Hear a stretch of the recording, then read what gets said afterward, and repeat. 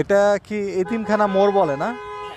বাংলাদেশে আসলে প্রতিটা রাস্তার নামই হওয়া উচিত ছিল এটা, কারণ রাস্তার যে অবস্থা মানে দেখে মনে হয় যে আসলে রাস্তাগুলো এতিম, বাবা মা নাই। এটা রাস্তায় তাও তো এই রাস্তাটা মোটামুটি ভালো, আপনি বাড্ডার রাস্তাটা যদি ব্যবহার করেন মানে হ্যাঁ